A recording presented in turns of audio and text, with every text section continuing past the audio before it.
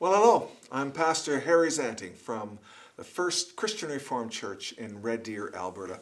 And this is the last of our reflections on the 7 words from the cross. I know it's not quite in order. This is not the last words of Jesus according to the Gospels, but it didn't fit in my Lenten series. But I think the words fit in with what happens after the cross and after the resurrection, the beginning of the new people of God, the church.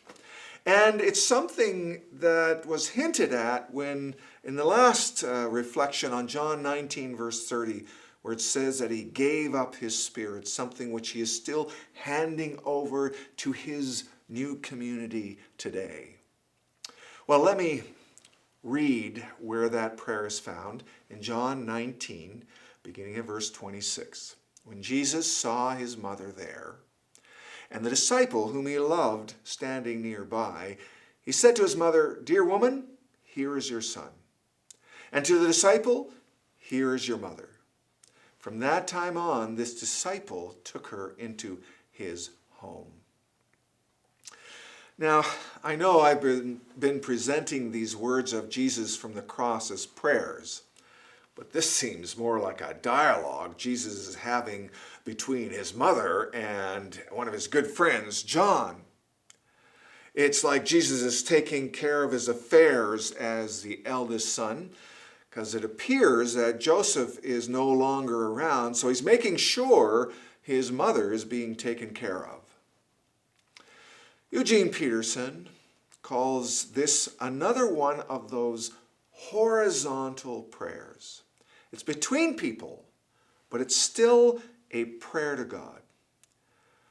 In fact, Jesus is actually praying something into existence here. So he's not just a human being here. You might say that he's God the Son. And in these words, he prays something new to begin. A new family, a new community. And here it is being inaugurated. And after the cross and after the resurrection, and even more so after Pentecost, there is this new people of God. I love the way Peter words it in 1 Peter 2, beginning of verse 9. But you are a chosen people, a royal priesthood, a holy nation, a people belonging to God, that you may declare the praises of him who called you out of darkness into his wonderful light. Once you were not a people, but now you are the people of God. Once you had not received mercy, but now you have received mercy. I get a little excited about that. I love that passage. A new creation, a new people, because of what Jesus has done. And here, in this prayer, is the beginning of it. Now, Jesus had hinted at this new family relationship earlier in his ministry. In Mark chapter 10, for example, he says, "I tell you the truth, no one who has left home or brothers or sisters or mother or father or children or fields for me in the gospel will fail to receive 100 times as much in this present age. Homes, brothers, sisters, mothers, children, and fields, and with them persecutions, and in the age to come, eternal life." And here it is, the beginning of that. In another place in Mark, Jesus asks, "Who is my mother and my brothers?" And he looked at those seated in a circle around him and said, "Here are my mother and my brothers. Whoever does God's will is my brother and sister and mother." And so Jesus says to his mother, "Behold, woman, your son." And to John, "Behold, your mother." And then John takes her into his home. So we see Jesus here caring for his mother and also for John, the beloved disciple. It's one of his best friends, right? Jesus is about to leave them. He will die on the cross, and they will grieve, and there will be sorrow. I think especially in this time, this pandemic, where people have not been able to get together for funerals, we realize how much we need people around us in order to mourn and to be comforted, for strength and encouragement. So here Jesus says, I give you each other. I'll be leaving, but you have each other.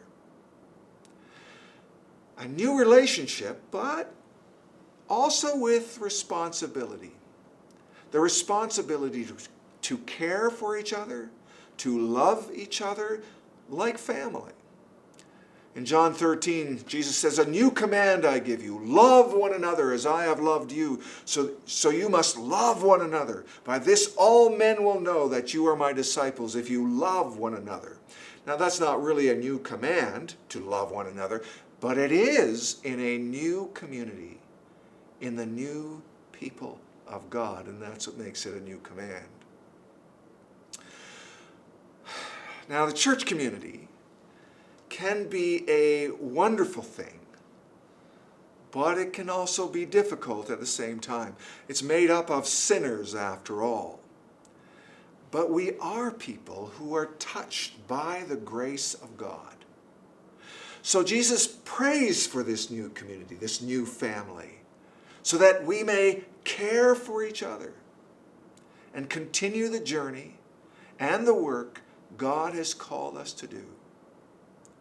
And after the resurrection and after the ascension, he is able to equip us and help us to do it. Ephesians 4, Paul writes, this is why it says, when he ascended on high, he led captives in his train and gave gifts to men. A little bit later it says, it was he who gave some to be apostles, some to be prophets, and so on. In other words, he gave us each other to help one another, to do works of service, to build up the body, to grow in unity and faith, to reach the whole measure of the fullness of Christ. And so again, from the cross, Jesus prays this prayer to begin that community that we live in. He prays this prayer for us. That is the Easter story. It marks the beginning of a new community. Well, this is the last of our reflections on the 7 prayers of Jesus from the cross. Thanks for listening. Keep praying, and may your Lenten reflections deepen your relationship with God and with his people in the communion of the saints.